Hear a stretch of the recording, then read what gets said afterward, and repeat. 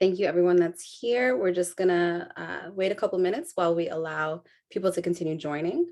And so at the 3 mark, 2:03 Eastern time, we'll officially start. So get cozy.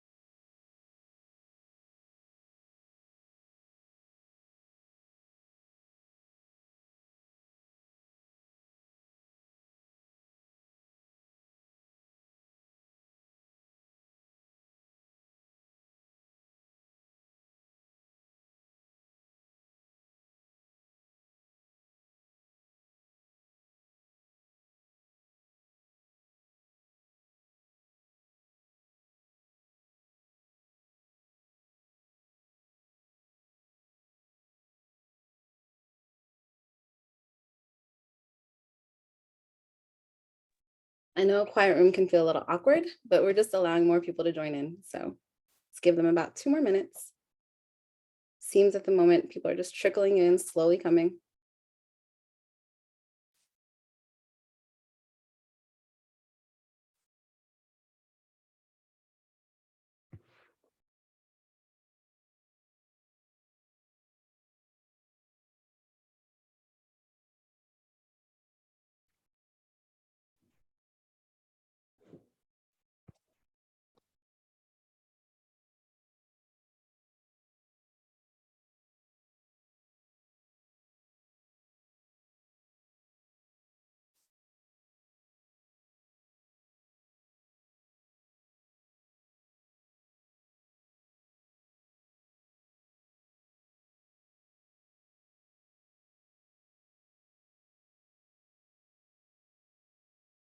Okay, I think we can go ahead and get started, and we'll allow people to come in as they do.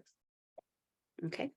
My name is Mawal Government Rahim, and I am a co-founder and president of Tigray Action Committee, a nonprofit based on ending the Tigray genocide. It is my life's mission to make sure that Tigray's women are not forgotten. I take great honor in welcoming all of you to United Women of the Horn's first discussion, Women for Peace, the conversation on peace building in Ethiopia and the Horn of Africa. United Women of the Horn was created with the intent to make sure that women not only have a seat at the table, but have a role in creating the table. Studies have been done that prove when women take part in peace processes, peace agreements are 64% more likely to succeed. Between 1992 and 2019, only 13% of negotiators were women, and only 6% of moderators were women. 3 years later, the world has experienced multiple wars, genocide, societal upheavals, and countless traumas we are yet to hear of. It is high time women are included in large numbers. It is time women lead us into sustainable, long-lasting peace. Wars are being fought on women's bodies, leaving a trail of devastation for generations. Women are experiencing atrocities at all levels. During the Rwandan genocide, it was reported that up to 500,000 women and girls were raped, sexually mutilated, and murdered. Similar instances have happened in South Sudan and continue to happen in the Horn of Africa. Currently in Ethiopia, rape is being used as a weapon of war, a weapon specifically being used on women and the most vulnerable. Women who have experienced these atrocities, women who guarantee local communities are functioning, women who are guarding children and the elderly, women who feed the hungry, all deserve to be included in processes and negotiations that directly affect them. Our goal today is to start a shift towards peace, and we know that shifts will only occur when we speak with each other and not over each other. Everyone joining today has a story about how we all got here, and these stories all deserve to be heard. We are well aware that this is the first time in 2 years that we're all in a room like this. In fact, everyone participating in this conversation has received hate messages, attempted doxing, and pressured not to partake in it. Yet we have all persisted because we know how important it is, because we all agree it's a time for peace. We at United Women of the Horn believe that peace is not the end, it is the beginning, and it starts with a conversation with women. We are grateful for the opportunity to facilitate this discourse. We'll start our dialogue today with opening remarks from Ambassador Hamber, some background information by Hafsa Mohammed. Our panel discussion will be moderated by Housing Government Rahim, and we will conclude with closing remarks from Senator Jim Jomo. Now, I'd like to introduce the ambassador, who is the United States Special Envoy of the Horn of Africa. Ambassador Hammer has taken a few minutes out of a very, very busy schedule to join us and offer a few words of support. Thank you, Ambassador Hammer. Thank you very much, Mabel. And I'm speaking to you from Nairobi, Kenya. And I'm glad that I was able to make it. The schedule has been very tight.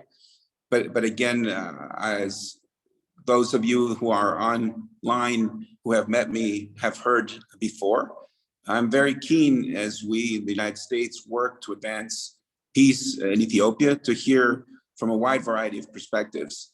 And your focus on including women is so very important. As a man, I want to support women because I fully appreciate and understand that when peace is increased. And we also recognize, as women make up half of the world's population, that they need to be involved in every aspect of life, because you normally wouldn't leave half your team off the field. You want everybody to participate. And so I commend you for bringing together women from different backgrounds, different ethnicities, different regions, in an effort to promote peace. Let me begin first by making clear what America's foreign policy is towards Ethiopia. America, the United States, supports the unity, territorial integrity, and sovereignty of Ethiopia.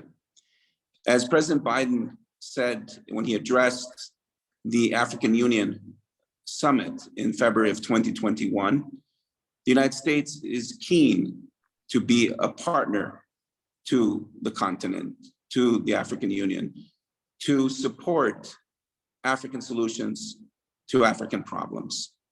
And you probably heard in President Biden's speech to the UN General Assembly in New York just a week and a half ago, that the United States supports an African Union-led process that can hopefully achieve a lasting peace through dialogue. There needs to be a cessation of hostilities. There needs to be a dialogue. There needs to be an end to the suffering of all Ethiopians. And it is our intent and my mission, and the reason why I'm today in Kenya, and in a few days we'll be going to Pretoria and then on to Addis and any other places that it might be required, to try to build and support momentum for launching an effective and robust peace process that can produce the better future that all Ethiopians deserve and that the United States wants to be a part of in promoting, again, a more prosperous Ethiopia. It is so important to recognize the efforts that are being made, but the efforts as well of our American Ethiopian diaspora, such diversity. And what I've unfortunately been experiencing is a high level of toxicity and lack of any understanding that people come from different perspectives, and that only through discussion, respectful discussion, can we maybe better understand each other and promote the cause of peace. And so I hope that through this discussion today, you will be setting a standard for the civility that everyone and respect that everyone deserves. Understanding that there are many different perspectives and that people are passionate about their causes. I've experienced that all around the world. But that it is only when you can have a conversation and exchange points of view and try to reach a common understanding, the understanding of humanity, that no parent wants to see their child suffer from lack of education, lack of access to healthcare, or because of war. No one desires that. No one deserves that.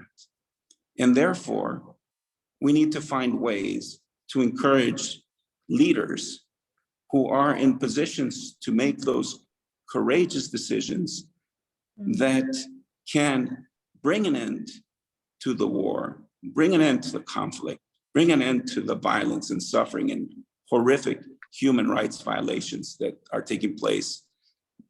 Many of women in particular, and realize that it is possible to achieve that better future that I think all of us collectively as human beings desire. And so for me, it's so important to hear from different voices. It's fine that listening doesn't mean endorsement, but it's also to understand. But I listen better when it's free of insults, free of accusations, and more when it's meant to be constructive. And I hope that is the spirit of tonight's discussion and future discussions, that you as the American Ethiopian diaspora are looking for constructive ways in which your country of origin can do better.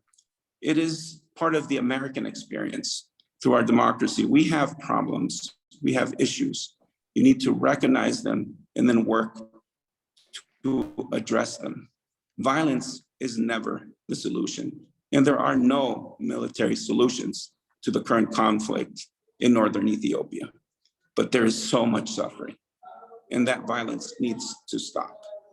So let me just encourage you to have the courage to reach out to those who are really your brothers and sisters, who are really no different. Maybe they come from a different region or different ethnicity, but let's remember the core values of what you want for your family is also what others want for theirs. And that there is a way forward, and to make sure that the voices are heard, the voices of those who are suffering and who haven't usually had a voice at the negotiating table. And I'm sure you'll be pleased to know that some of my colleagues, special envoys for the Horn of Africa, are women, and I'm proud to be a partner with them. And I hope the world is changing, and that there is recognition that men and women working together is something that can produce better outcomes. It's not just the men. It's been the men for far too long, everywhere, pretty much around the world, with a few exceptions. So again, I will be able to listen for a little bit, and then I do have another meeting later on this evening. The time difference with the United States means my day almost never ends, and it'll begin early again tomorrow. But rest assured that while I'm in this position, I have the honor to represent the United States of America in trying to promote peace in the Horn of Africa. I will dedicate every minute that I can of every day to try to advance that effort.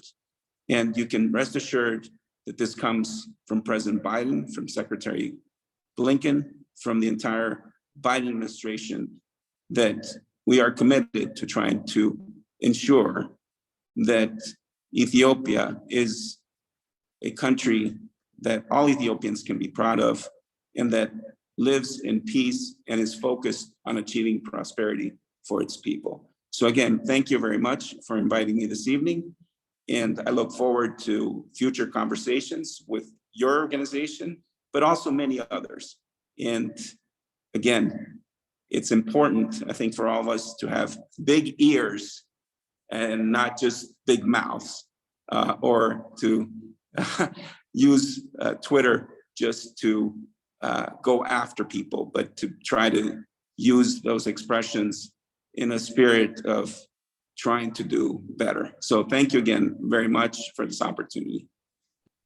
Thank you, Ambassador. I do hope you find some time for a nap in there. We understand how busy you've been.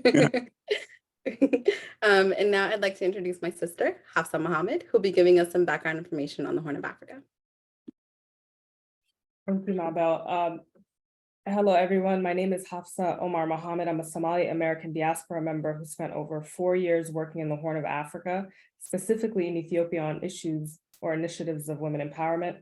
I founded Mandeb Women's Organization and worked in almost all regions of Ethiopia, specifically the Ogaden or Somali region. I've worked in Djibouti and Somaliland as well.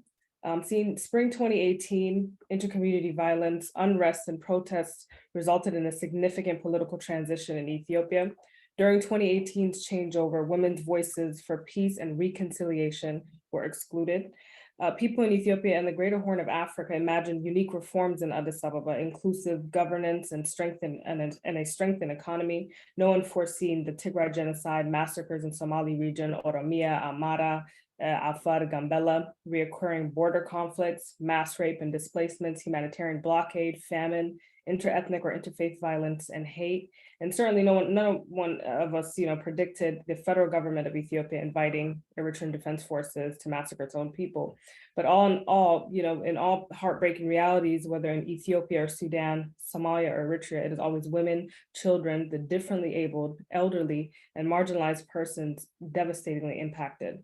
November 2020, the tensions and uncertainties became a war. Then soon after, it became one of the worst humanitarian sieges on earth. I witnessed a lot during the first 2 weeks of November 2020 in Ethiopia. As a Somali American, I remember telling those around me, I cannot wait to get back to California so I can freely talk about what I've seen. The first 2 weeks of November 2020 alone felt like a lifetime. Never did I imagine this nightmare to last almost 2 years, with hundreds of thousands of lives lost and many more at risk today. Although the time to intervene was about 2 years ago, we're coming together now from different walks of life and at times on opposite ends of beliefs to collectively mobilize as women and say the violence must end now and the rebuilding and reconciling must begin.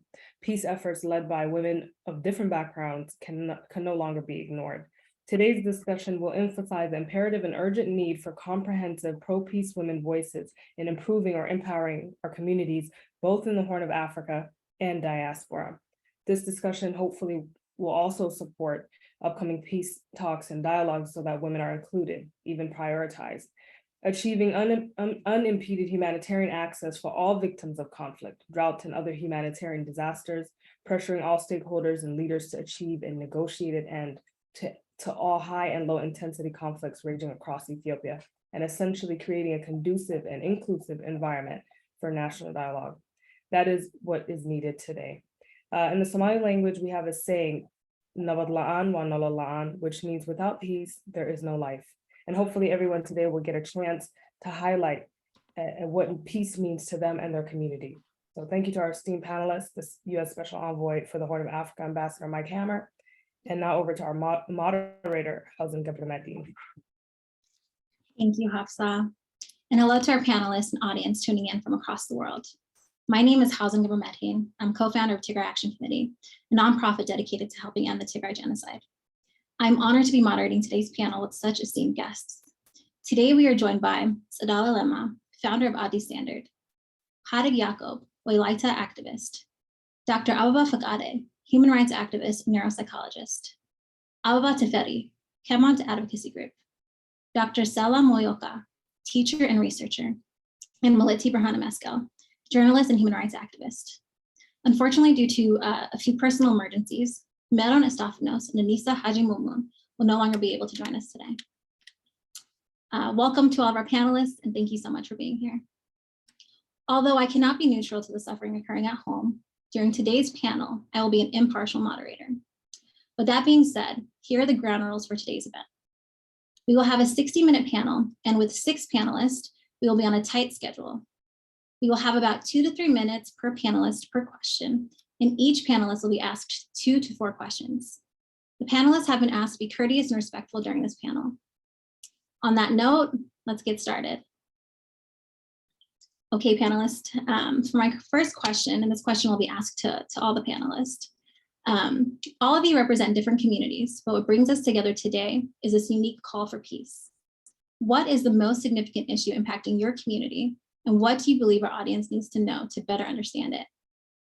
Hadig, will you please start us off?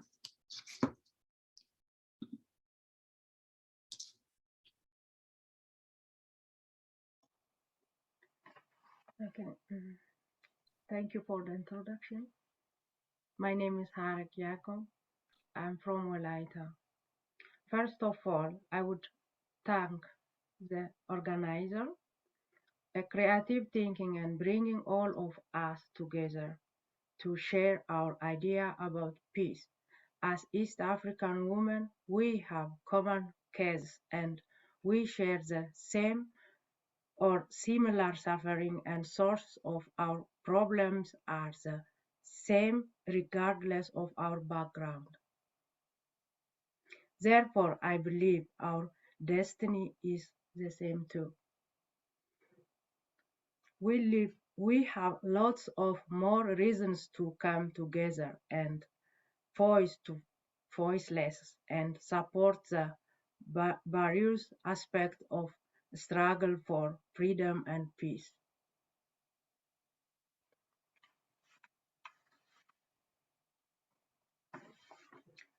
Okay, and the most important issue is finding a single most important issue impacting the Walaitan community is hard one. There are so many issues impacting on the Walaitan community, and it is hard to make one more important than the other. However, for the sake of the question, absence of peace is having a devastating impact on Walaita. I can go on to list crashing, ongoing oppression, lack of respect for human rights, denial of democratic rights as important matters, but all of those linked to peace, therefore peace takes priority. The burden of absence of peace on women is so great, and the situation is chronic.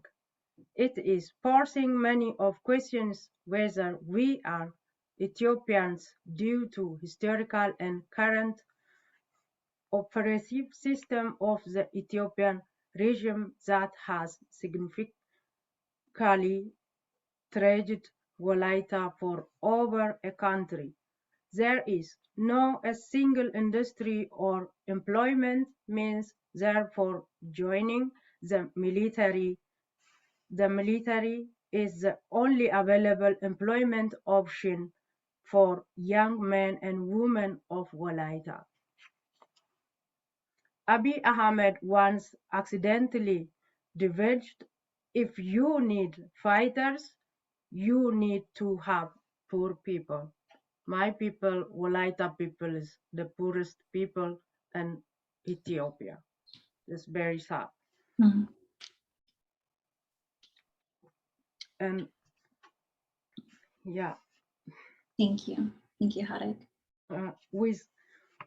with this national agenda, the Ethiopian government is using Walaita as breeding ground of over the disproportionate representation of Walaitan is in the so-called Ethiopian National Defense Force.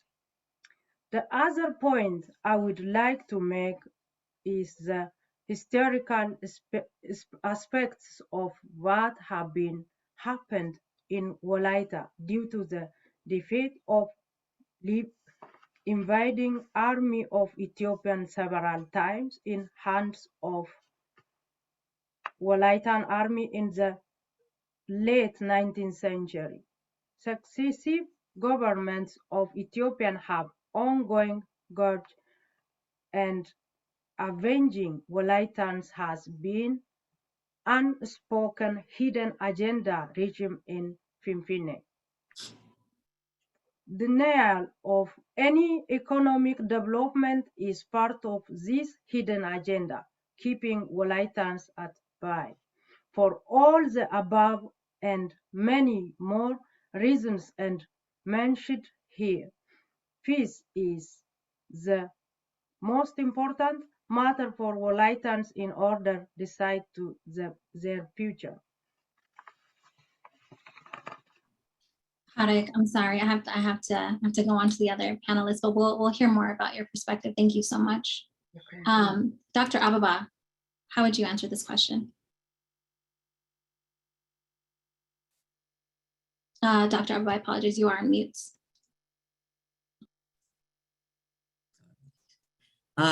First of all, thank you for inviting me.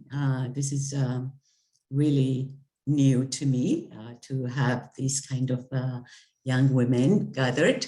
And thank you for Ambassador Hammer to be with us. It's a really important issue. Of course, it's not going to be dealt with in an hour. I take this as a beginning.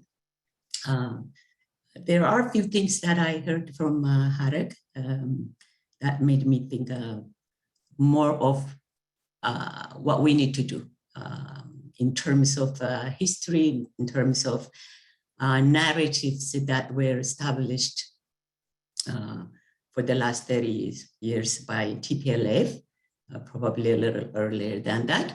And this is what the main problem, unfortunately, we're talking, it's making me think, it's really so sad, Ethiopians, women of African, talking, representing only this group, only this group, only this group, but that shows us where we are today, and that's really sad.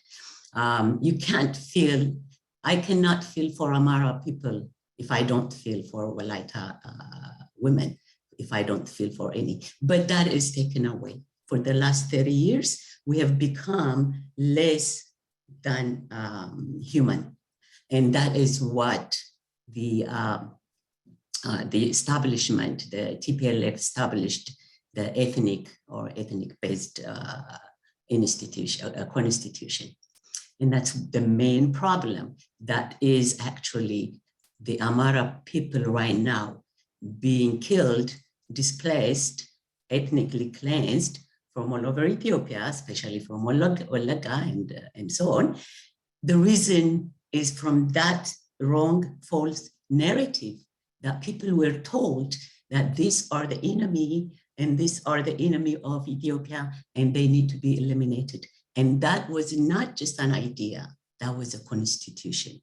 So that makes it a little bit different when it comes to the Amara people, because it was in the program of the TPLF and in the program of the government that was established by TPLF led 1991.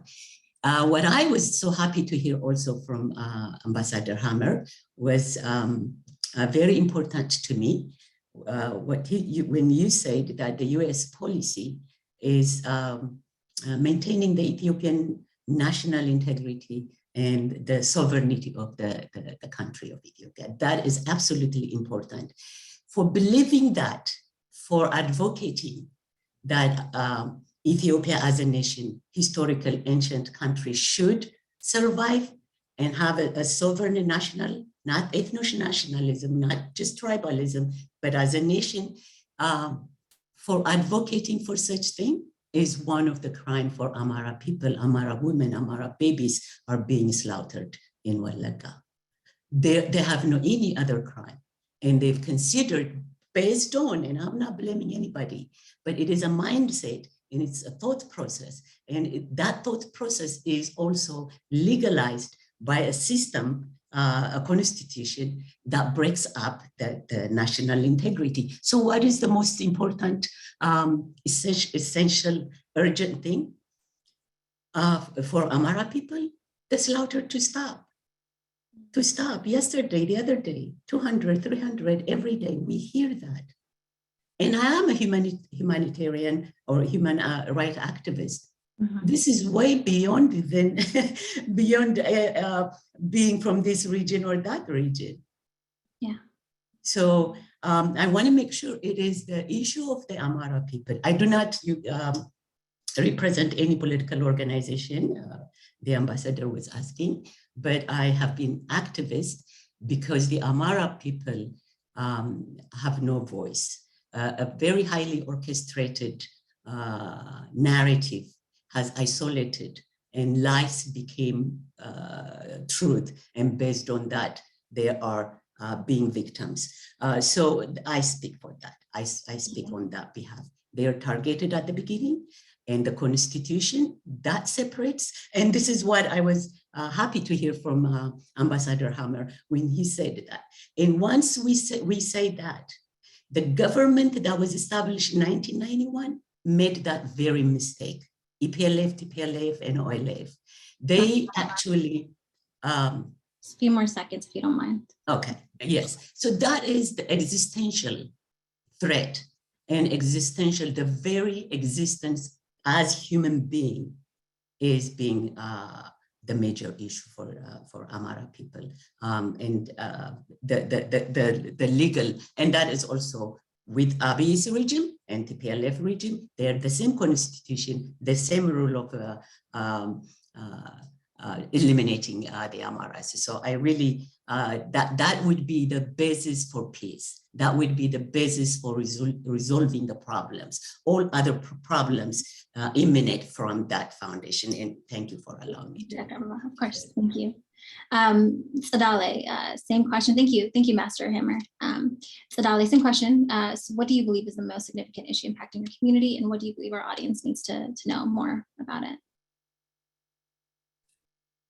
Thank you very much. I don't know if I could only narrow my response to a certain or a small community or one community, because the way I see it today, Hausen, we've somehow managed to make Ethiopia an end-to-end crime scene, if I can say it like that.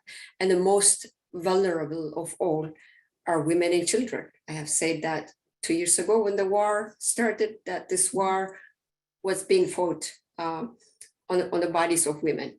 We have seen the horrors for the last 2 years. And prior to that as well, if we can trace it back. The war that is raging in Tigray today actually started in Oromia 4 years ago. And not much is known about it. And that small conflict that started in Western Oromia primarily made women the most targeted, subjects of the war that is being fought with men. So this is a continuation of the suffering that you see. So it's not really narrowing down to one community. Every one of us are suffering today.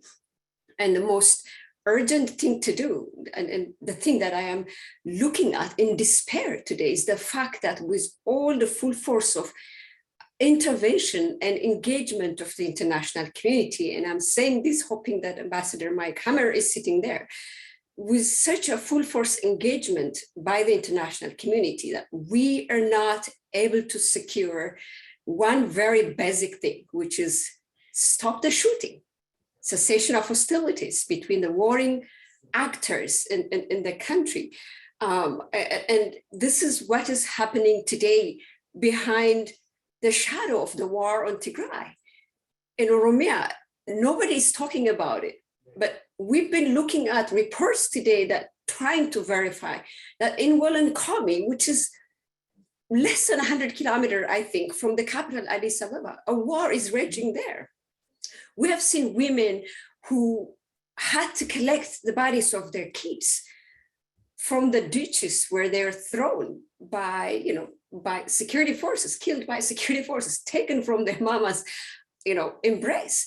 And we are looking at this trend in many, many places. In Borana, it's happening the same. Communities are not only sustaining the drought that's devastating every household today, but they're also contributing their kids to the war. We're looking at reports just this week about forced conscription of young kids as young as 15, 14, 16, who really had to be with their mother. And the price of this is, of course, being borne by the women everywhere. So what concerns me today is that as we watch, as we continue engaging with the government, as we have empowered women in the position of power today, we have a women health minister, and we have women dying because they cannot get a simple access to insulin in a besieged Tigray. We're having women contributing their kids. And at the same time, we're a woman, chief justice, having hundreds of women, thousands of women contributing their kids to a war. So you have those women in power contributed, you have the international community fully engaged with the power holders in the country and unable to stop at least the last 2 years of bloodshed. And I see no end in sight today.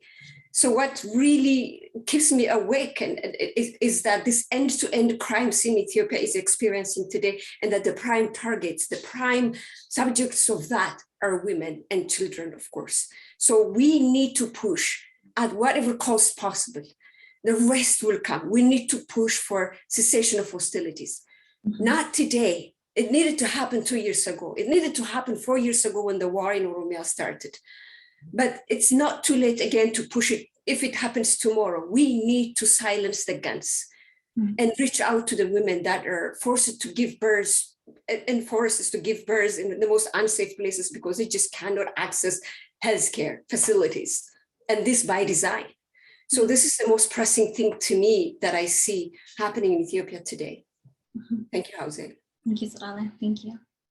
Okay, Malitzi, same question. Turn it to you. Thank you, Hausen. And thank you to the United Women of the Horn. It's not lost on me, and I don't think it's lost on the panelists who are here together, the significance of this moment. The fact that a lot of us here are sharing a platform that we usually would not, or otherwise would not be on together, says a lot about where we are at this point. So I'm grateful for everyone who's here, that we're able to get off of our soapboxes and truly think of a path forward that is peaceful. And if women can't do it, then we're doomed. So I pray that leads the spirit of this conversation as we go through. Regarding the biggest issue facing my people, I'm a Tigrayan. I haven't spoken with my family in the last 2 years. I've lost, at the point when the phones came on momentarily in June of last year, I was aware of 9 family members who died, civilians who were killed because of this war. My people's issue is well documented by literally every human rights organization on earth. Most newspapers that could get access before they were banned. There is a genocide happening in Tigray on a magnitude that is described as the worst war in the world, the most deadliest war in the world right now. And the response does not match the magnitude of the crises. So we are literally watching a genocide in real time. We are watching the annihilation of a people in real time, in videos of young people being pushed off of cliffs, of elders being pushed off of cliffs, of people's hands being bound behind their backs, their legs bound, being thrown into rivers, and showing up in crossing international country borders into Sudan. This is what we're seeing. There is a man-made famine and starvation in Tigray that is being exacerbated by their government. If you think about the role of a government, it is first and foremost to protect its people. But we have a government that is exacerbating the condition of Tigrayans with a full blockade, not allowing food in, not allowing medicine in. You have just as many people dying from a lack of medicine that you do from a lack of food access. You have rape survivors who have been infected with HIV intentionally because of the gang rape of soldiers who can't get treatment. They have fistulas. They have, there were many pregnancies, unwanted pregnancies because of this rape. Think about all of these children who cannot get, it's not their fault they were brought into this world in such a violent way, and there is no care for them. Children are dying because they don't have access to vaccines that are free and available, but the Ethiopian government will not allow this to come into Tigray. Mass murder is happening before our eyes every day. Every day we turn on the news or social media and we're learning of yet another bombing hitting civilians, be it hospitals, IDP camps, universities and schools, on a people who are already besieged, who have no food. This is insane. There's a woman in Colorado where I live who literally turned on social media, learned of a bombing in Mekelle, and her sister was lying dead on the ground. She identified her sister in this way. And the most egregious thing of all of this is that all of this is preventable. All of this can be stopped. And quite literally every day of inaction, every day of allowing the PP regime to play these games is resulting in the death of hundreds and hundreds of people in Tigray and frankly across Ethiopia. It's very easy to blame a political party or to reach into the past. But if you look at what's happening right now, presently, these are Ethiopians committing these egregious and heinous crimes. We have to call it what it is, and we have to come together and find a solution for what's happening, and we have to stop it. And so that's a snippet of the condition of what's happening to people in Tigray. Thank you. Thank you. Thank you, Maleti. Ababa, same question to you. What is the biggest issue impacting your community, and what do you believe our audience needs to know about it? Okay, first, I would like to thank the United Women of the Horn of for hosting this important conversation, peace building in Ethiopia and the Horn of Africa. Our ultimate goal is to become voice to the voiceless Kaman people by advocating their cause worldwide so as to stop ongoing genocide, gross human rights violations of fundamental freedom, including genocide, ethnic cleansing, arbitrary execution, enforced disappearance, displacement, illegal detention, tortures, political and economic marginalization. Also, to empower Kamans to exercise their constitutional rights, equal political and economic participation, and revitalization of the culture and language, and exercise their rights of self-administration like other nations in Ethiopia. What I want the audience to know is, sadly, much of the world remains unaware of the Kaman people suffering a genocidal war, barbaric campaign of murder, rape, and destruction committed by the Ethiopian National Defense Forces and the Amhara Regional Government Forces, while much attention is focused on the other parts of the country. Kamans have suffered atrocities for the last 8 years, but the crimes against humanity have continued and worsening through the present day. The government has been using all kinds of war weapons it has, from mortar 81 millimeter, 37 millimeter anti-craft, RPG-7, 12.7 millimeter machine guns, sniper rifles, 10.7 millimeter machine guns, tanks, grenades, bayonet, to machetes to wipe out commands from the face of the earth. 100,000 have been displaced without shelter, food, and basic medical care. Women, children, and families have been raped, killed, horrifically burned alive, and buried in mass graves. Most command properties and businesses burned down to ashes. Most command leaders are either in jail or killed. Thousands become refugees in neighboring country, Sudan. This sounds like it's going on everywhere in Ethiopia, which needs to stop. Thank you. Thank you, Ababa. Thank you. And to round out this question, our Kenyan perspective, Dr. Stella.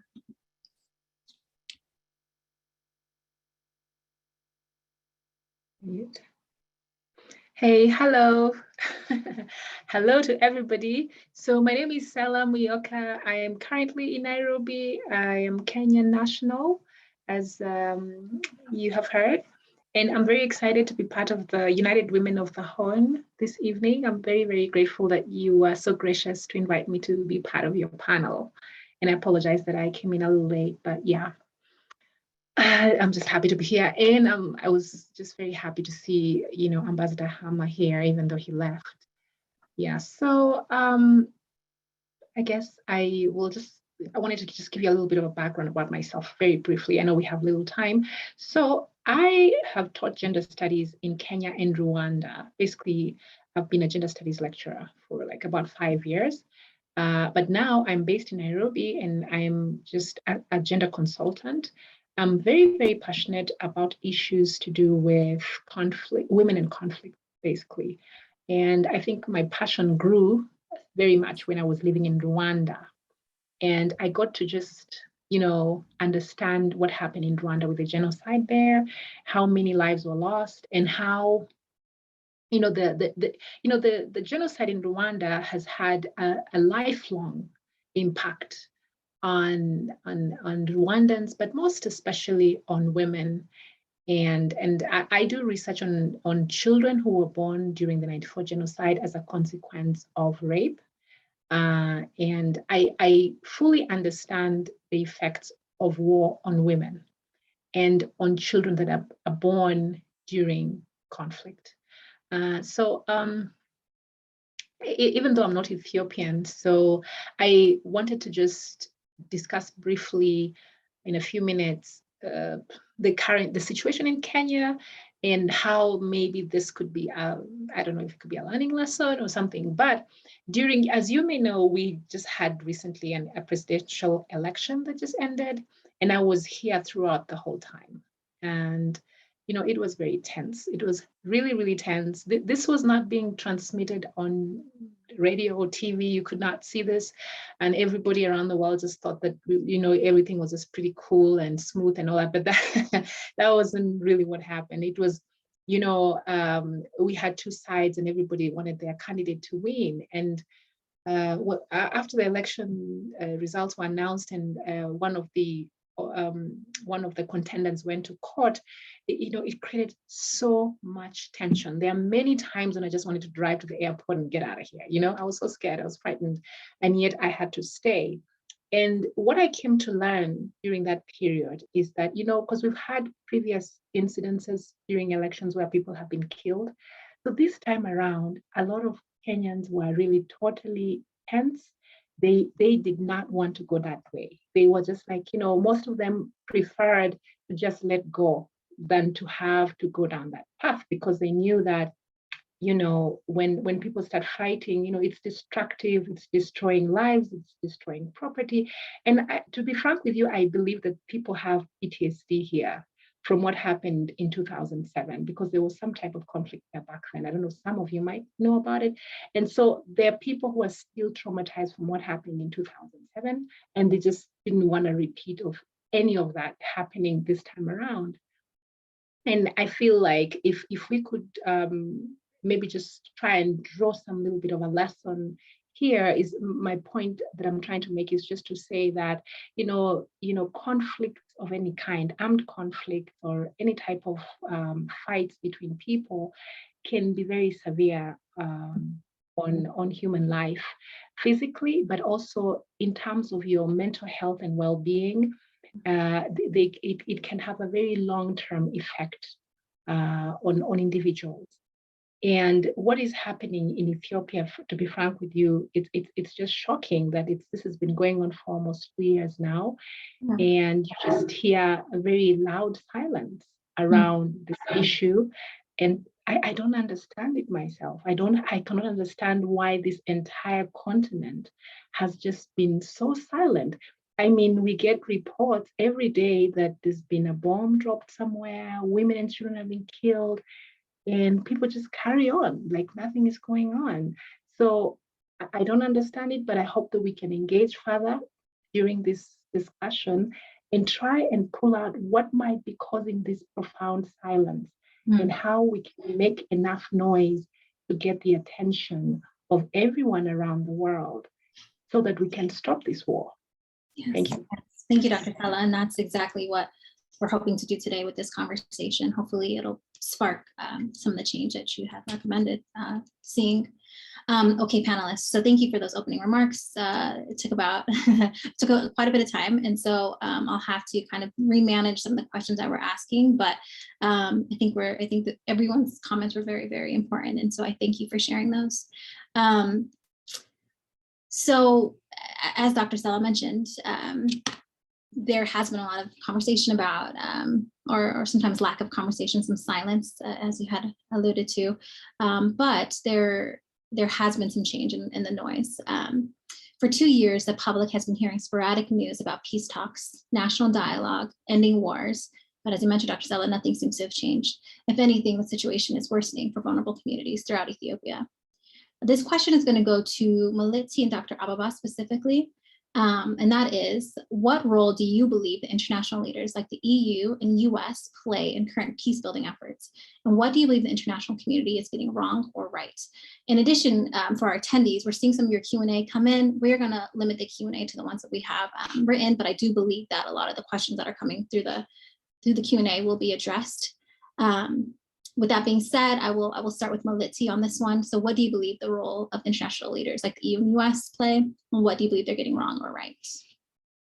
Thank you, Hausen. So organizations like, or institutions like, the EU, even the AU, governments like the United States have significant influence and responsibility, if not to protect innocent civilians, to at least ensure that they're not supporting the autocrats who are abusing citizens of, abusing their power, abusing citizens of their own countries. I hate that there's a lot more that's wrong than that is right in terms of the international community's response to what is happening in Tigray and even in greater Ethiopia. The biggest thing I can say that they're doing wrong, that everyone is doing wrong, is the way that humanitarian aid has been coupled with the political outcome. These are two different conversations. I don't know how on earth this regime is being allowed to withhold food and basic necessities from 7 million people with impunity. This is a huge problem. It sets a terrible precedent. That is one of the worst things, I think, that can easily be corrected if these institutions all came together. The other thing is, I think there's this false hope that is being given to Abiy Ahmed and his ability to rehabilitate or change his ways. And I say that because he's partnered with one of the most vicious leaders in the Horn of Africa. And if Isaias's outcome in his own country is any indication of what's to come in Ethiopia, then we're in big trouble. And so the international community should easily be able to come together and not support this relationship and the things that are happening. The other thing is, we're watching civilian deaths every single day. We're watching, as Dr. Sela mentioned, the Ethiopian government bomb its own people every single day. Why is there not an arms embargo on Ethiopia? No country, no leader should be allowed to bomb its own people. So those are the things that they're doing wrong. The things they're doing right, Eritrea has been sanctioned, but again, that's low-hanging fruit. That's easy. It's a pariah state. I think the US government is correct in taking back certain preferential trade agreements and things like that to try and influence the Ethiopian government to stop, but so little has been done that there is significant room for improvement. I'll just leave it at that. I know we have short time. No, I appreciate it being concise. Thank you, Melody. And as I turn this over to Dr. Ababa for her response, I just want to remind everybody, although Master Hammer had to drop, this is being recorded, obviously, and he will be getting a copy. So your comments will be going up to these levels of government.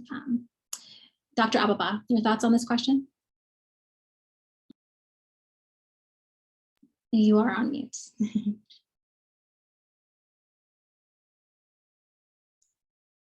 The question was, what did they get right or wrong? The West? That's something like that, I think, to add to Milad.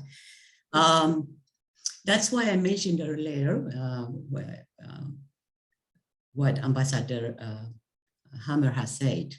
What they got wrong from the beginning, I don't see the last 3-4 years, or from the time that Abiy took power, he brought everything into climax.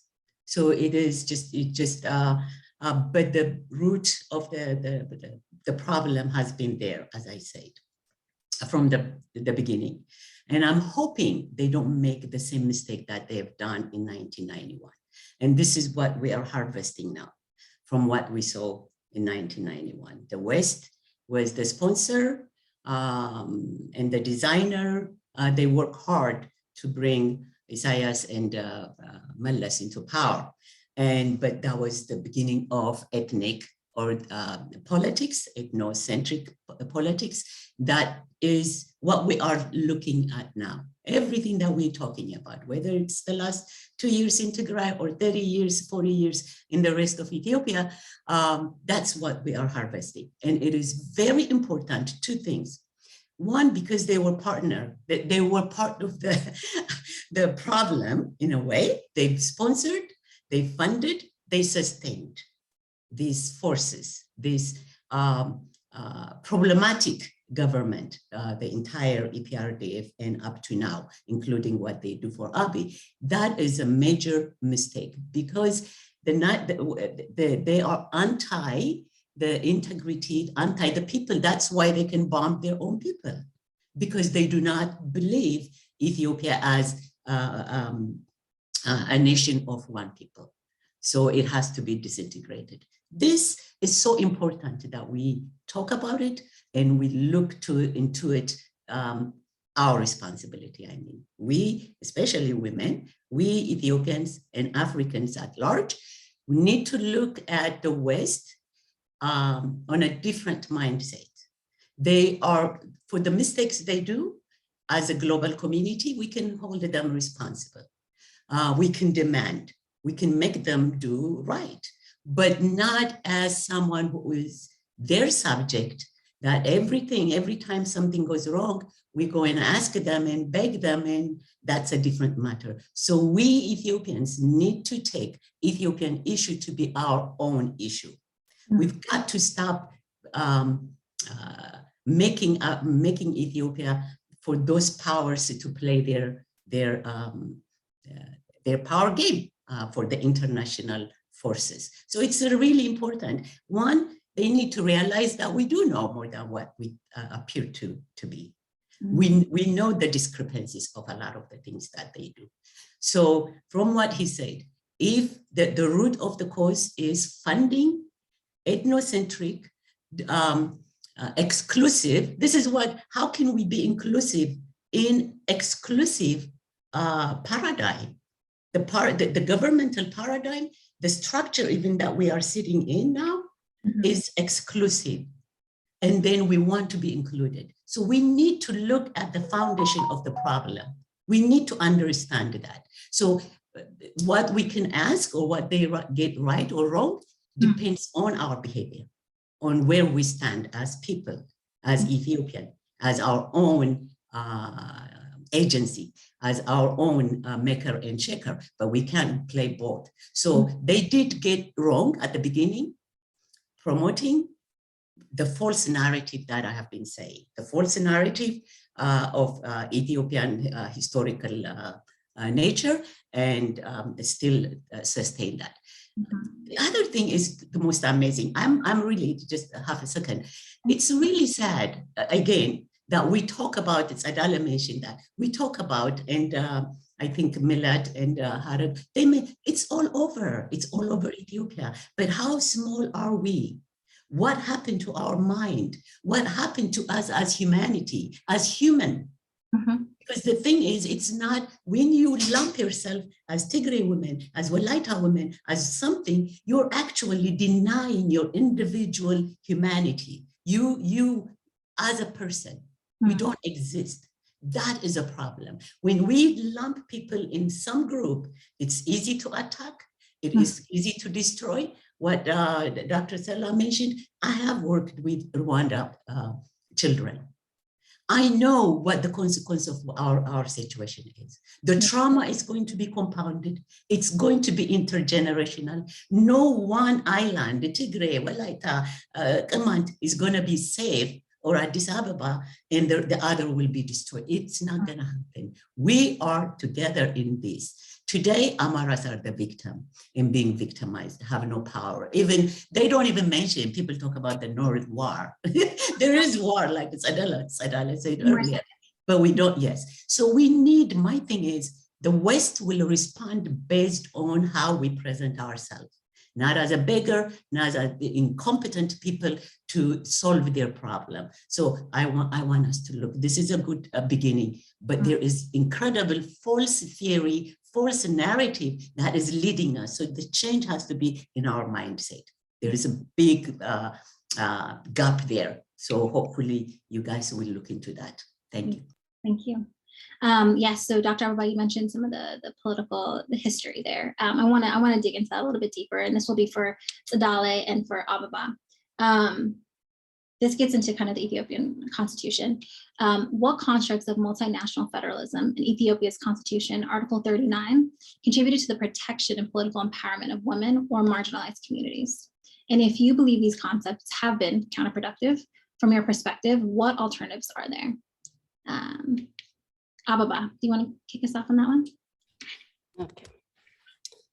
Okay, so let's say if we eliminate Article 39, the concept of multinational federalism, which encourages economic equality and political participation across the country, would not exist to me. The problem is lack of appropriate implementation, not the element of the article itself. Even with the problem, some nations in Ethiopia have tested and enjoyed what it had to offer. Women are given more chances to participate in power sharing and decision-making. Unfortunately for me, Kamans were not given that opportunity, but we're struggling in the hopes that one day, every nation and nationality and people in Ethiopia has an unconditional rights to self-rule and self-determination. One day, every nation and nationality and people in Ethiopia has the right to speak, to write, and to develop its own language, to exercise, to develop, and to promote its culture, and to preserve its history. Every nation and nationalities and people in Ethiopia has the right to a full measure of self-government and the right of self-determination. So to me, we have to struggle to get to that point. Thank you. Thank you. Thank you for keeping it concise, Ababa. I appreciate it. We're running low on time, but your points were very well delivered. Sadale, your thoughts? Yeah, I try to be very short as well, because I'm really not a constitutional expert in this, but it always surprises me when people talk about Article 39 from the point of view that it is an article that allows nations to secede from the federation. I don't think many of us realize Article 39 in its whole component, that it is an article that comes down to the local, to the right of self-administration, to the people having a say in the way of life that they wanted to live politically, economically, culturally, and in many other aspects of life. So Article 39 is not just that you secede or not. It is a whole component that tried to answer the age-old question that really brought the demise of the Haile Selassie regime in the modern Ethiopian history, the demise of the Derg itself, and the demise of the EPRDF. You know, the protesters, if you look at from 2014 to 2018, that brought Prime Minister Abiy Ahmed in, have the pillar of those protesters were one, the right to self-administer. The Oromo protesters were on the street being killed. We've been reporting back to back on that. The basic tenets of those protesters were for them to have a say in the way their land is being administered, in the way their identities are being defined, in the way their languages are being defined. The question of language, Afan Oromo becoming the federal working language, these are components included in Article 39. So the question of women cannot be separately seen from the question of other people for the right to self-administer, for the right to learn in your own language, for the right to have access to justice in your own language, and for the right to have access to education on your own language, and other components. So I don't see it that the Article 39 separately that it separates the right of women from the right of other nations and nationalities. Having said that, we need to look into the dynamics that happened the last 4 years in Ethiopia and the proliferation of armed struggle in the country, and the questions behind those armed struggles, the questions that we have never heard the last 30 years. The Command people have picked up guns now to fight for their own right. The Agou people are fighting against the concept of assimilation and centralized governance system. The Oromo are fighting that began in Western Oromia, is now all over Oromia. Tigray is fighting for the same. So this war that Ethiopia is experiencing today boils down to two different visions of what is the nature and identity of the Ethiopian state is going to be. So if you look into everybody that picked up the gun to fight against a centralized government, that is when you realize, or you need to go back to read what is Article 39 in the Constitution. So I don't see it separately as it is, giving the right to the nations from the women. It is one and the same. If women have the right to decide on their body, that is in the Article 39. To say no, that's in the Article 39, to go into the nitty-gritty details of that. So do not separate it, the right of women to the right of nations in that article. That's how I see it. I am a federalist, I'm biased, but that's how I see it. Thank you, Hossein. No, thank you. Very, very interesting, Sadali. Thank you. I want to get a little bit broader than just Ethiopia, even though this question is related to Ethiopia a bit. And honestly, this question was designed a little bit to get kind of Meron's perspective, although she cannot join us today. So I'm going to direct this to Dr. Sela, just because you have a bit of a broader understanding of the Horn. And that question is, women in Sudan have been monumental in standing up to authoritarianism in recent transitions. Somali women in Somalia are partaking in one of the biggest anti-al-Shabaab campaigns as we speak. Women in descent altogether have been silenced in countries like Eritrea. And according to local reports, mass conscriptions are currently taking place within the country. What would Eritrea look like for women and girls if the country had transformative women decision makers during this critical time? Dr. Sela, if you can give us some insight on that question. Yeah, all right, thank you. Thanks very much for raising this issue. I agree. It's really, really interesting when you look at the role that women have played in Sudan and also in Somalia, in really just trying to agitate for peace, for freedom, And I think that if you look at the question of Eritrea, I think that if women, if women had a role to play, if there was more freedom there, let me say that, more freedom, more democratic right, more space where, women can freely express themselves without fear, I think you would see a more, maybe if I would say the word liberal, I don't know if that's the right word, but I think you'd see a more liberal Eritrea. I think you would see a country that is more at peace with herself. As you know, there's a lot of Eritrean nationals that live in Kenya, and specifically here in Nairobi, and many of them have been living here for decades. Fled the country many years ago because of the conflict, the instability there. So I just bring that up to say that I think many times we tend to ignore the role that women can play in peacekeeping, peace building in countries when there is this instability and conflict.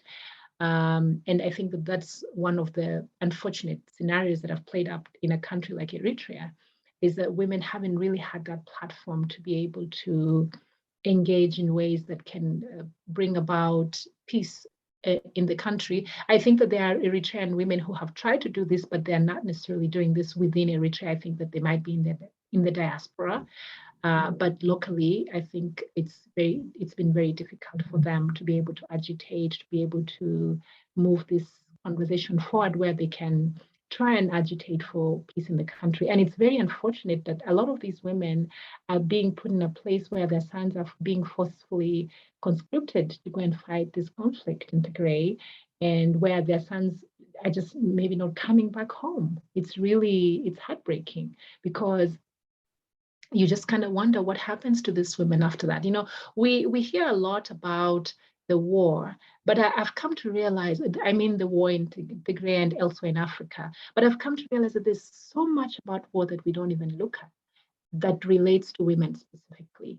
Like, what happens to women who have to deal with losing children to such circumstances, children being forced into conflicts, like becoming child soldiers, dying during the course of war, never coming home. And we never hear stories about what then happens to these women. How do they cope? How do they live without their loved ones? What happens to them? We don't get to hear stories about the roles that women are now playing in the face of the UN Resolution 1325, because women are supposed to be playing a central role.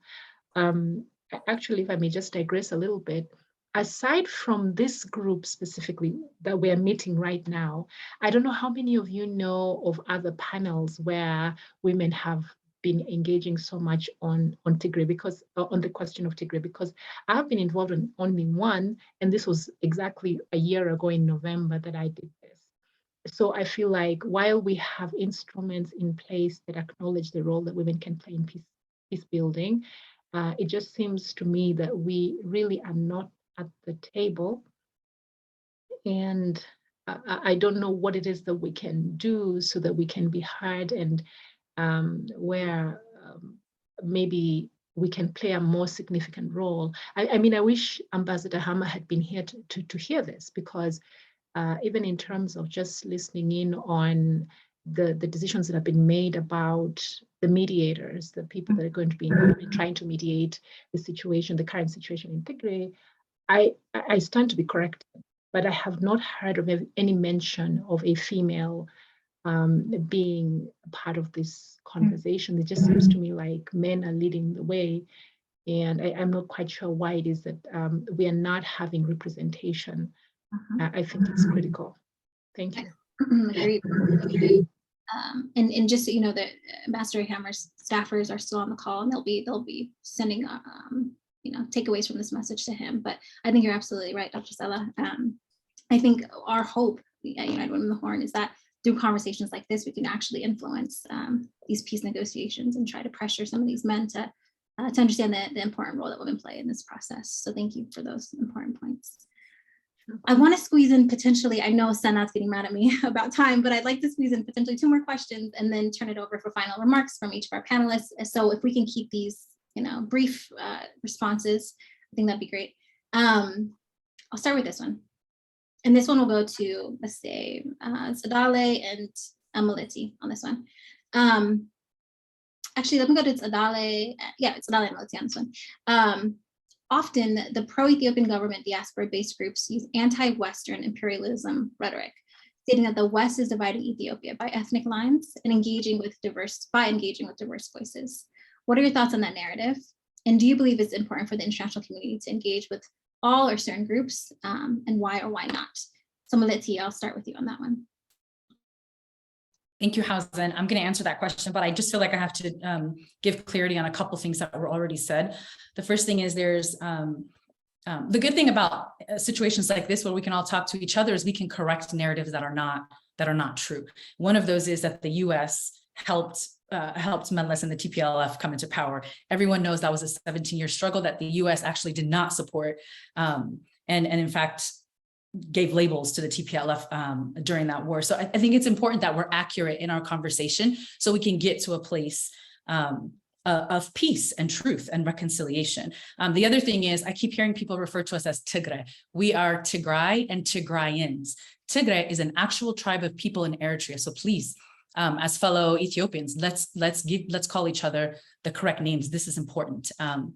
So I'll come to your question now, but the only other thing I want to say is tribalism did not start with the Constitution. In fact, the Constitution was an answer to tribalism. At least it was supposed to be. It was an effort to give minority ethnic groups a chance at being at the table and self-administering their regions. We can have a robust conversation about whether or not that worked. What were the issues? Who had more access to opportunity? What failed? What didn't fail? Is a central government better? Is a state government better? I mean, what power dynamic should it have been? We can have a very robust conversation about that. But let's not pretend that tribalism began with the Constitution, because it didn't. It was there beforehand because, and this is probably controversial, but Ethiopia is a colonial state. Let's be honest. It just happened to be African monarchs who created these boundaries. So let's be honest about where we are and how we got here so that we have a chance at peace. This is really important. So to answer your question about the West, there's been a strong effort to try and shame white people or non-Africans for calling out what they should be calling out. We should call out rape and murder and bombing kindergartens and using language like this is neo-colonialism or neo-imperialism. Those are very charged words, especially for Africans. But first of all, we are human beings. We have a right to eat. We have a right to sleep. We have a right to raise our families in peace, period. No one gets to take that away, even if you're an African. You don't get to take that away from me because I'm an African. So the West and other African countries have an interest beyond the morality part of all of this, the humanity part of all of this. Where do you think refugees are going to go? Look at what's happening in Sudan. I'm sorry, Meron isn't here today, but look at what's happening in Eritrea. So many Eritreans are dying in the Red Sea because the water is safer than the land. Imagine that. Evil spreads. So everyone has a responsibility to address this. And there's economic interest for other parts of the world to care about what's happening in the Horn of Africa. There are other countries that benefit from our instability. We Africans benefit from stability. So we all have a stake in ensuring that there is peace in the Horn. And we have to stop shaming other human beings for standing up for what's right. I think that's all I need to say. Thank you, Melody. And, I was going to turn it over to Zadale, but I'm getting pinged that we need to be better at time. So I'm going to do one more question and then final remarks. And I'm going to start with you, Zadale, on this question, and then I'll go to Dr. Ababa as well. So this last general question I'm going to ask before I ask all panelists the final question is it's about how we build the solidarity that we've been talking about today. Since communities throughout the Horn of Africa, and particularly women, as we've talked a lot about, face similar or interconnected challenges throughout all of our regions, as we mentioned, how can trust and solidarity be built across our communities? I'll start with Zadale, and then I'll go to Dr. Ababa on that one. Thank you, Hausen. I'm going to keep it short again because I see that you're running out of time and Sena is getting a bit impatient. I think this is a good beginning, Hausen. We have seen when our relationship is being mediated by the state, we've seen what happened the last 2 years. We were literally torn apart. Why? Because our relationship is being mediated by the state through violence. And we did not give ourselves a chance to see eye to eye each other and be in the same room and have a conversation, that cross-sectional conversation that transcends beyond and above the political narrative that the state wanted us to mediate our relationship with.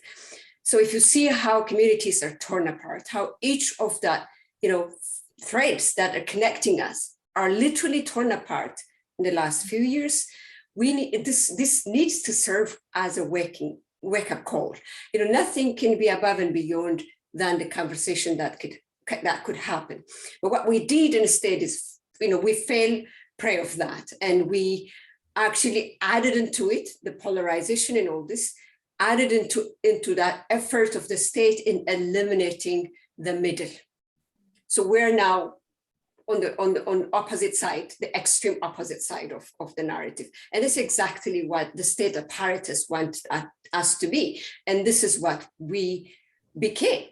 So it is time that this kind of cross-sectional conversation among different national groups take place on more frequent and often, a bit lengthy, but it's okay. Again, we need to stand up. I have seen a lot of attacks when you have put up this banner, this advertisement or announcement, you don't want to see my mentions. I actually had to lock my mentions, but we need to stand up. We need to resist and stand up and continue this conversation, because I don't think it is beyond and above. And we need to be in charge of mediating our relationship and take the state out of that and continue this conversation.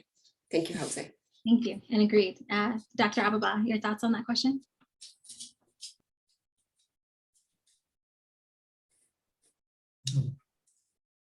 Yeah, I will just follow with what Zadale said. This is not something that we're going to be getting over within an hour of 3 minutes sound bites. This is a serious problem. This is a serious problem. When we talk about what Milad said about the narrative, some of the narrative, this is why we need scholars. We need people who are honest and genuinely bring our history, not to use it to politicize it and not to run with what we are engaged. This is why I challenge you guys. The mindset that was established in the last 30 years is very dangerous. Ethno-nationalism is one of the most dangerous by experts. So I'm not talking about Harek said, Ababa and Milad, everybody said how things are bad. When things are not, when justice is not served, you look at the solution is justice, not to break up a nation, or that's not, we are looking at a problem that is not a problem. The solution that we're providing is not addressing the real problem, poverty, and being the way we are as Ethiopians and as Africans. So there is a lot. So it's not just getting out of your pocket and say, no, this is that or that. The reason why I said about TPLF, EPLF, and OLF, they were endorsed in London. Not only, I mean, Mr. Cohen, and I'm older than you, not only I heard it, we were fighting. Do not engage in this kind of federalism. It's not about federalism. It is not about it is about resentment and hate to the very nation. Like when Ababa said, we, the people of the United States, is what every constitution says. Not we, not nation nationalities. It is amazing. United Nations represent different countries. Even our language is not cleaned yet because the thought and the philosophy that we are holding is not true. But if I said it's not true and you said it's not true, that's not the way to go. The way to go is, if we really are serious to find a solution to our problem, we identify the problem. And it requires skill, knowledge, and scholars, not to politicize everything. Every sentiment that we feel, I don't like you, you're gonna break up Ethiopia, or you're gonna destroy Amara. So this is not the forum, but it's not a colonial state. But I'm not going to engage in that now. We can engage, we can learn from each other, we can listen to each other. Right now, we are filled with the last 30, 40 years of resentment and lies and being used as a battle. None of your people who have the warring people made any gun. We are the marketplace for guns and weapons and all that kind of thing. We're not producing those. We cannot move forward as a nation by making nationality, nation, that kind of thing. We need to feed our kids. We need to have equality. We need to have justice. So this is the reason why I'm saying is, some of you are journalists, investigative journalism and research is very important. What happened? How did the West come up with the idea of ethno-nationalism so we don't address the bigger picture of rights of people, the bigger picture of class struggle? So this was a man-made creation. We just adopted and carried on. We need to think as Ethiopians from Ethiopian-centered, as African from African-centered. That's one. And that is broad, and that's a lot to unload. But with the Amara people, I want to ask all of you, especially Milad and those of you from the Tigray organized housing and go back and look at the TPLF program. The rest of the Ethiopia identified this. This is why I said it's false narrative that Ethiopian Amara women are being killed every day based on that false narrative that they've identified, and Abiy made it even to perfection, is the Amara people are the enemy. That's why they do not have any representative, including what you think the pro-Ethiopian government, when you said housing, there is no, Abiy is not pro-Ethiopian. What you see is not what you get. We got to see beyond the layers. We have to learn to think, and what appears is not what it is. So it is all simulation. So Abiy does not represent the Amara people nor the Ethiopian, nor Ethiopia as a country. This is clear. So I think the way to go forward, I understand a lot of things where you are. And I think we need to really get into the nitty-gritty and clean this false narrative and become who we are. And it's possible. But right now, one group thinking for another, and none of you would, I mean, we know people are being killed in Walaga every day by guys who have machine gun and never been to war. The only war exercise they're going to do is to go around, kill sleeping, helpless people. And that is not limited, of course, to, Harag probably in Walaita and other ethnic groups have been attacked. So this is my thing for you guys. You're the organizer, and I appreciate the initiative. I'm thinking this is the last statement. I don't know if we have another round. I don't know. So I really appreciate, but we need to go more, because I really want to challenge you in the way that I know, and I want to listen and I want to learn from you. What is your pain, and why is that pain identified? Yes. Where it's the causes and what's the medicine. We're not exactly. Yeah. That's exactly. We're just scratching the surface. You know what I mean? And so there's a lot more that we need to do to really understand each other at that level. So this is the last. Okay. Sorry. So, it's okay. It's okay. We have about 5 more minutes on purpose. Technically, I think if we go 10 minutes over, we'll be okay.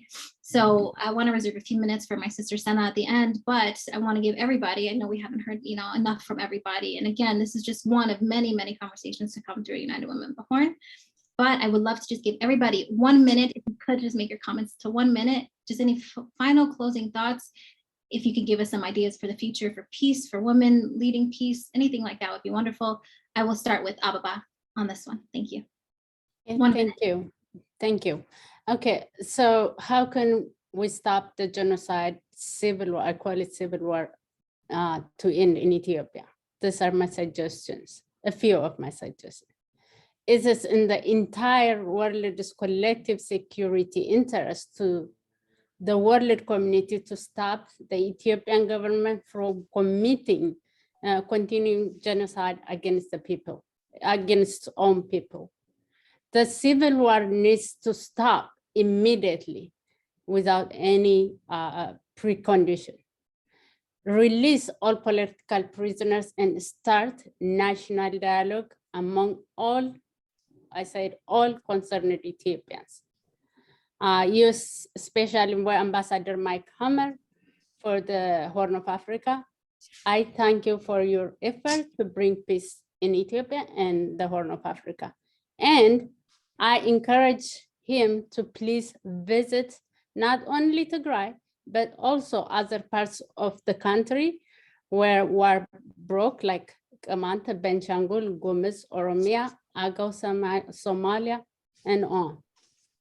Finally, I call on the participants and the international community for the collective action to conduct inclusive investigation and inclusive justice for all victims. Our governing principle should be injustice in one community eventually reflects injustice in everywhere. Let us learn from the past and work together to bring justice, peace, democracy for all. Thank you so much. Yeah, I appreciate that. Maliti, final thoughts? Oh, it's so unfair. The time frame is so short. You can't get everything out that you want to. One thing that really stands out to me, first of all, thank you to everyone here for being a part of this panel and for being civil. Obviously, we don't agree on everything. We don't agree on how we got here, but we do agree that we're in a crisis. And it's also interesting to me too that we all see the current leadership in Ethiopia, the PP regime, as a failure. The government has failed us. So why can't we find that commonality and start there? I think this is important. And I agree with you. I don't agree with everything, but Dr. Awa, I do agree that Abiy is not pro-Ethiopia. That is for sure. So I think that what's been positive and powerful for me is I've been trying to read some of the questions in here. And a lot of the questions bring us back to the whole point of this conversation. And a lot of those questions are, how do we stop the war? How do we stand up for all Ethiopians? I think that's a very powerful question that keeps being asked in the comment section and is different than a lot of what we've been hearing. People are tired. We are exhausted. Our families are dying. We have to come together. We have to figure out how to stop this. One thing we can do is demand that the siege is lifted on everybody. It is Tigray for 2 years, but there are other parts of Ethiopia that are also under blockade in terms of no communication. So while it's far worse in Tigray, I think it's something that we can all unite on. Why should this government be allowed to commit crimes in the dark? They should be able to do this in the light. So what if, as diverse women here represented, we all signed a statement and started working together in terms of forcing this government to lift the siege? What if that's what we did as a result of this conversation, and then continue to move forward and work together? I don't see anybody here as my enemy. I really don't. We may have differing opinions about different things, but let's have conversation. I hope we can continue this. Congratulations to the United Women of the Horn, because you've done something we haven't done before, and it was done in a very respectful way. So thank you all. Thank you, Melanie. Harig, thoughts on this? Final thoughts?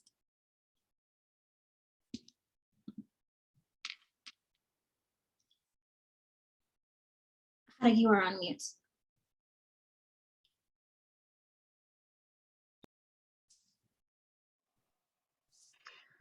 Yeah, many times it's mentioned how to bring Ethiopia peace, how to build Ethiopian peace, and how we or the others can stop the war, ongoing war. That's really, really affecting everybody now, everywhere a problem. So we need to more cooperate, we need to more establish our togetherness, and we need to do better than what we are doing now. Is really appreciated. I'm very happy it's the first time today to join such kind of beautiful meeting. So I'm very happy, I'm so glad, but we can do more, we have to do also more. So it is really difficult time for all over in Ethiopia, all 120 million people are now dying. My people, our people, all are dying.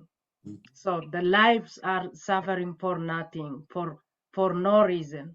That is really takes great place, and we need to think about this and why international community doing nothing. That's always my question. I'm sorry for my English, but I want to try to do what I feel.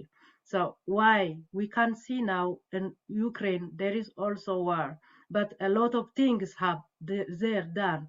Why? Because of Ethiopia, or we Africans are black. Why the reason? 2 all years the people are dying, lack of food, lack of medicine, lack of water. And I'm from Wolaita. There is no war, but indirect there is war. There is no food. The people are paying, not getting salary. They're working for nothing. 55% of salaries are go to the war to buy drones and blah, blah, blah. So how we can stop this problem? We really to work hard on this problem. That is my idea. Thank you for giving the chance. Thank you for being here. Yeah. Dr. Ababa, if you can keep it short, that'd be wonderful. Last time.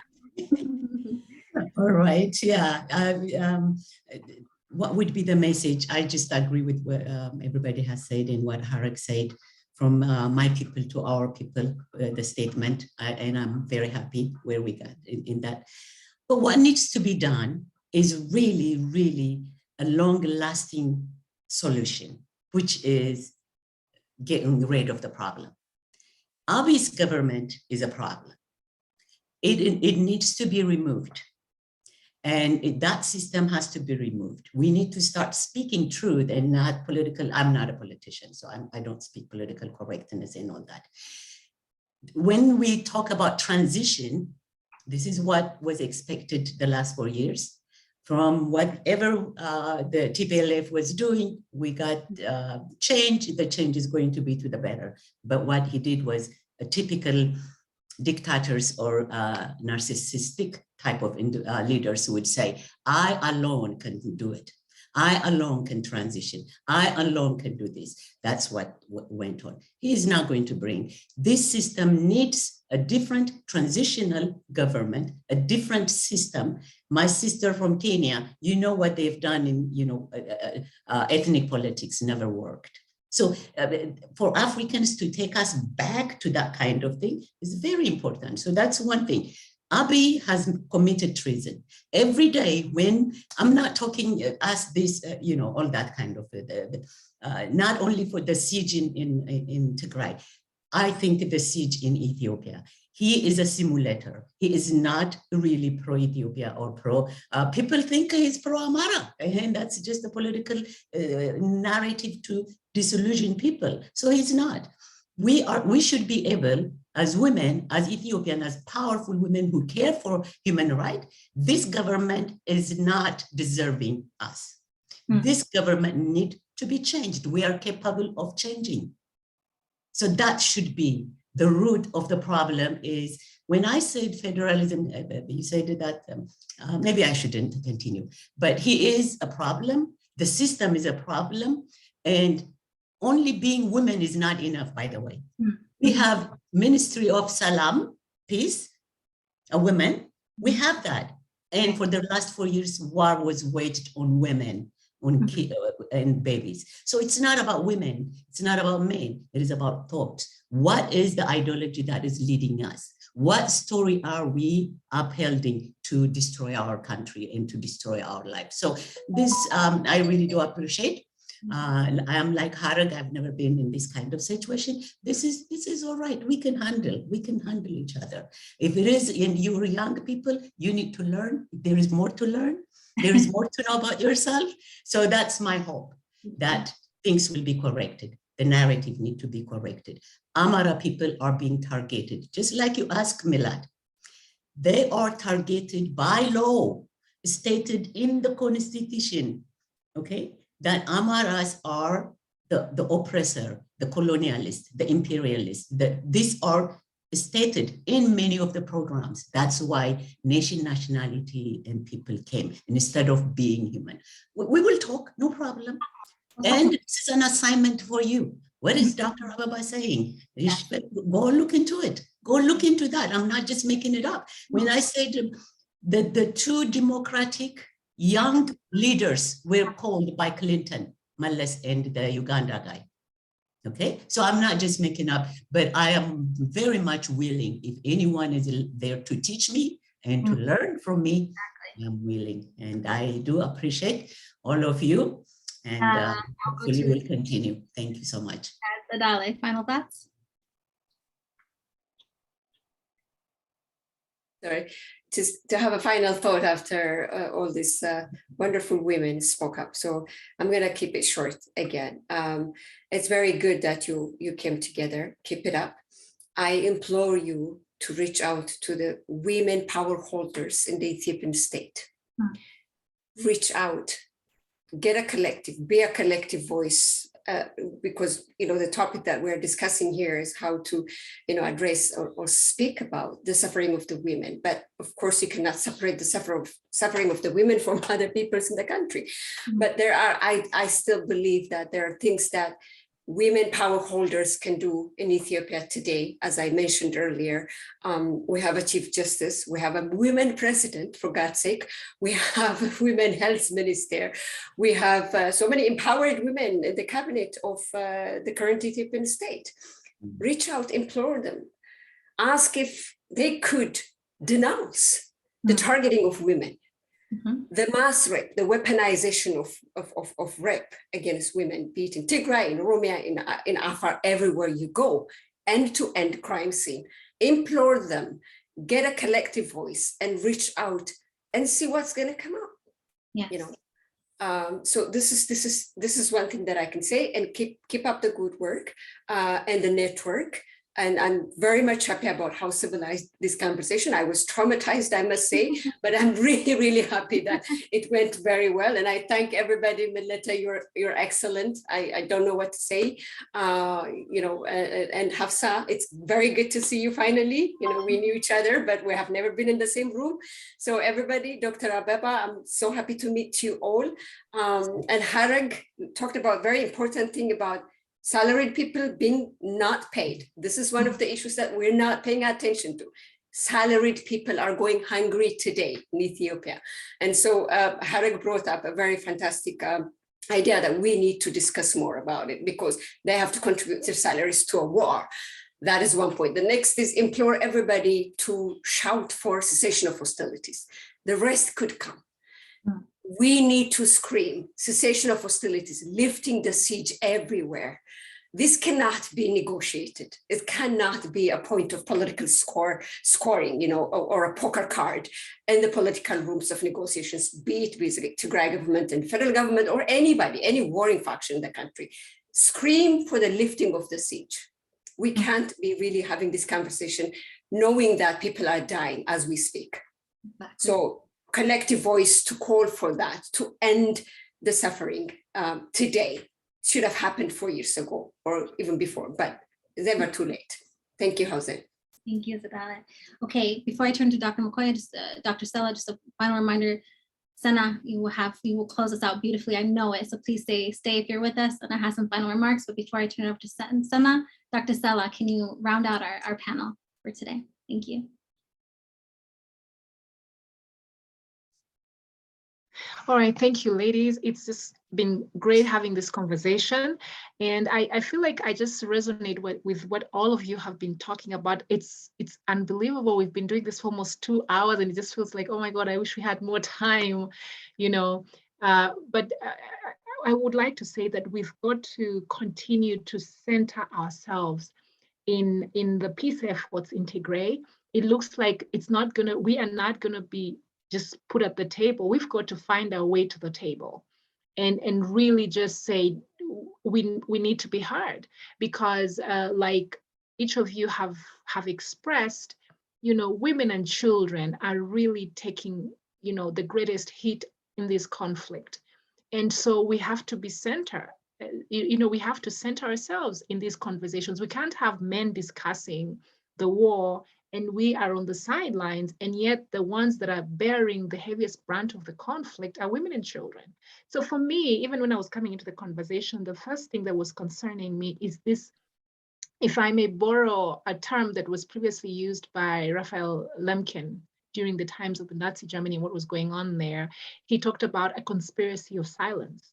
I want to use that concept to really say there is a conspiracy of silence going on. It is outrageous. We cannot have a conflict that's been going on for close to 2 years, where so many children and women have died, women have been raped, women are completely in a dire situation, children are malnourished, you have young men that have been killed or massacred in circumstances that we don't fully understand. All of this going on for close to 2 years, and we have pretty much most of the African continent silent. We need to ask ourselves when it is that we go to a point where violence of this nature, of this scale, can be normalized. It is outrageous, and we have to find a way to amplify our voices and shout and scream until they hear us. We cannot have this situation continue. To be frank, I'm sitting here in Nairobi, but I am outraged every day when I read reports about children and women that are being killed in Tigray.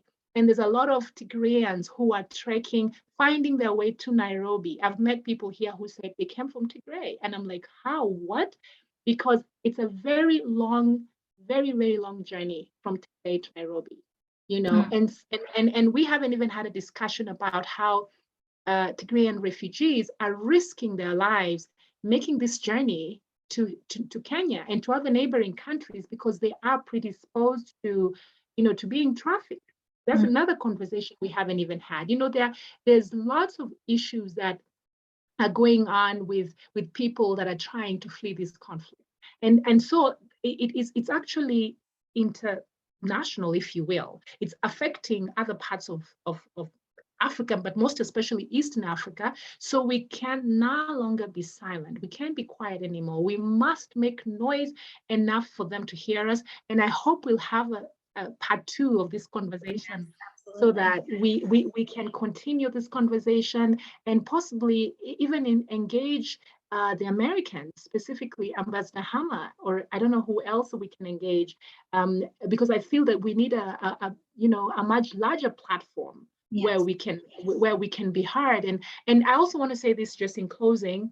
I want to encourage you, my sisters from Ethiopia, I want to encourage or implore you to turn to this allyship you need allies, and you need people from other countries, other African countries, so that you can amplify this conversation further. So maybe in the future, if you're planning on having a similar event or conversation, try to see if you can have people from other countries, other African countries, because I know they're interested. Maybe you just was not able to reach them. I think that that's how we can amplify the voices and get our message out there. So that would be my my take on this, and I hope that the guns will be silenced very soon. Thank you, and thanks for inviting me. I appreciate it. No, we are honored to have you here. We're honored to have all of our panelists. As Dr. Stella said, we could do this for hours, and we need to. There will be parts 2, 3, 4, but much more to come. So I thank you, panelists. I thank you so much for your time. Before we end it, I want to turn it to my sister Sana for final remarks from the United Women of the Horn. But thank you so much, panelists.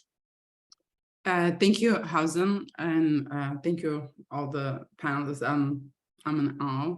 I'm not even sure what to say on the closing remark, but good afternoon, everyone. My name is Sina Jinjimon. Indeed, I will be the last person to hear from.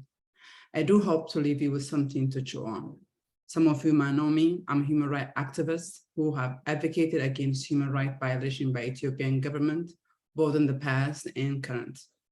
But first, I know Ambassador Hammer is not here, but I wanted to thank him on behalf of UWH for making time from out of the busy schedule. But I do hope he see the initiative that we from diverse group of women are trying to come together. I hope we've proven in today's Ethiopia it's difficult, but today's panelists have proven it is not impossible. I also want to thank this amazing, I'm in awe, just like everybody else, expert and panelists of sisters who have given us so much to hear. So I wanted to thank you so much. And I hope Ambassador Hammer and everybody in the media that's listening to this is an African-led women initiative exclusively. We invited everybody, and we were grateful that a lot of people agreed to come. And also, we also wanted to thank the attendees, hundreds of people who registered in advance and to be part of this, as this is recorded and will be sometimes aired. And third, most importantly, United Women of the Horn was born with the belief that women must be at the table, especially as they are the main victim of all atrocity by all parties at all time. In addition, women, in addition to being 50% of the population, they are mothers to the remaining 50. However, as we have heard this afternoon and many times, they are last to be considered if they are invited. I think Albert Einstein said that the insanity is doing the same thing over and over, expecting different results. As a woman and African, we cannot simply wait for someone to unite us or for peace to find us. We must be the uniting force to finding a common ground. But again, these panelists have proven it is possible when we have a sister from Tigray, Amhara, Somali, Kemant, Walaita, and our neighbors who are burdened with our refugee, whether it's from Kenya or Sudan. But without a doubt, they have their own issue too. But we as a Women of the Horn hope to be part of the solution. Dear panelists, we should remember our mere presence to share this platform says so much more. It shows willingness to work together. It says there is hope in difficult times. It shows women are ready to lead, not just merely be a passenger, but certainly not in silence. UWH wanted to assure everyone that it is in our mission to not only to work together with those who we agree, but especially with those who we disagree, as we did for this panel by adding experts at a much later time. We urge you to continue your suggestion and recommendation as it will make us better. Remember, this is only the beginning to hear from each other, and we look forward to hear from you as you will hear from us. Finally, please don't forget to follow us on Twitter at UWH-Horn1. And remember, this is the first discussion. And I also do want to apologize to the media who sent a question. We cannot take your question. We look forward to further discussion. And I want to thank everybody. Have a nice afternoon. Thank you. All right. If everyone's comfortable with it, we're just going to take a quick group photo. if everyone's okay with that. Okay, cool. Sure. We just need Adela back.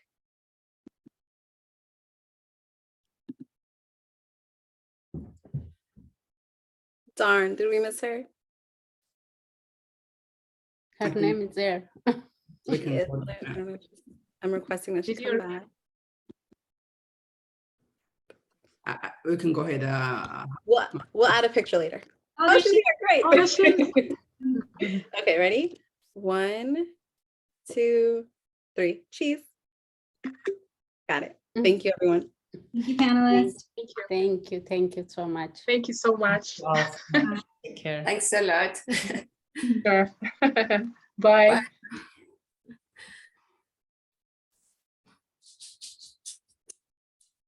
Oh my gosh.